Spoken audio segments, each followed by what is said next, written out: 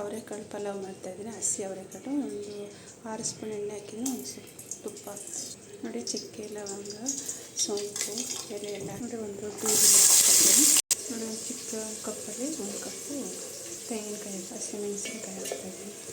ಬೆಳ್ಳುಳ್ಳಿ ಹಾಕ್ತಾಯಿದ್ದೀನಿ, ಶುಂಠಿ 1 ಹಿಡಿ, ಪುದೀನ 1 ಹಿಡಿ, ಕೊತ್ತಂಬರಿ ಸೊಪ್ಪು 1 ಸ್ಪೂನ್, ಧನಿಯಾ ಪುಡಿ ನೋಡಿ. 1/4 kg ಅವರೆಕಾಯಿ, ಹಸಿ ಅವರೆಕಾಯಿ ಹಾಕ್ತಾಯಿದ್ದೀನಿ. ಹಸಿ ವಾಸನೆ ಹೋಗೋವರೆಗೂ ಉಪ್ಪು ಹಾಕ್ತಾಯಿದ್ದೀನಿ, ಅರಿಶಿಣ ಈಗ 2 ಟೊಮೊಟೊ ಹಾಕ್ತಾಯಿದ್ದೀನಿ.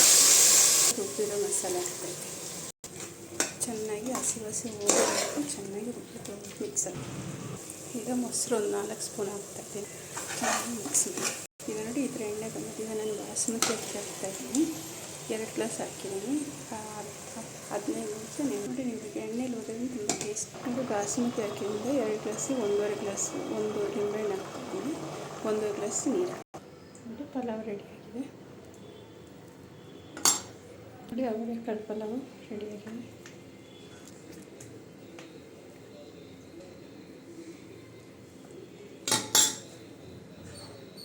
Thank you.